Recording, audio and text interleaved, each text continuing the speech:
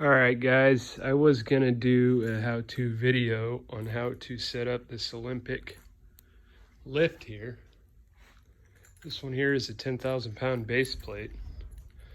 I got all excited when I got it and I forgot to do the video, but it's pretty simple. So basically is what I did is I took a plumb bob and I put up there in the center of the truss on both sides, and I had it come all the way down to the ground, and then marked it on both sides so I knew where the center of the shop was.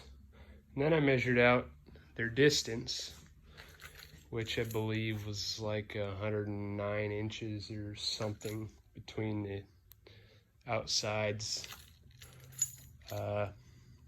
Then I centered the posts on my line I snapped across where the base plate is.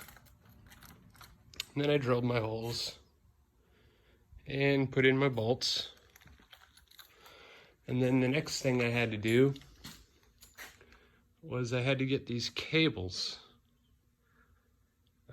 connected, and it wasn't very hard. And underneath this base plate, there's two cables that run through here, and there's a hydraulic line. And so basically, you just have to run one cable over to the other side, and then you run that other cable over here to this side, and then you adjust them when the lift is on the first click. You adjust them, and then you make sure the cables on both sides have the same amount of tension. It took me a couple times to get that right, but I finally got it right, and I didn't have any issues. And then you put on that hydraulic line that goes across, and then you put your base plate on. And that's pretty much about it. And then the arms, the directions were pretty poor, so I actually had the arms mixed up the first time I used the lift because I didn't realize that one arm was shorter than the other arm. And so I just ended up putting the longer arms in the back, and it seems to work out pretty good that way. And the next part was putting on the motor. I couldn't figure out how to attach the motor, and then I realized I had this bracket laying here that goes from the lift to the motor because the directions didn't really say. And then I had these plates with the truck adapters. None of this was together, and I couldn't figure out where that went. And then finally I figured out it just holds the truck adapters, and you bolt it on the outside of the lift. And then they give you these rubber plugs to put in the hole here. And then the limit switch right up there. It took me a minute to figure out how to get that thing on there without it screwing up the lift.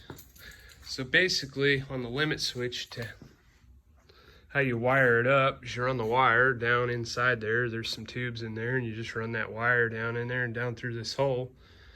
And then what I did is I drilled another hole through here for my power wire. And then this limit switch, I believe it had two wires on it.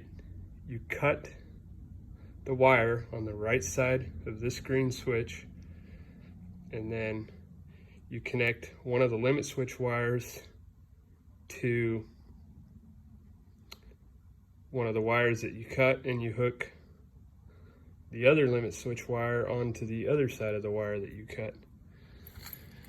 And then what I did is I just wired mine up to an extension cord. So I only have one breaker that'll run 240 in here, so I already have an extension cord for my welder, so I just figured I'd just do it like that. It works pretty good.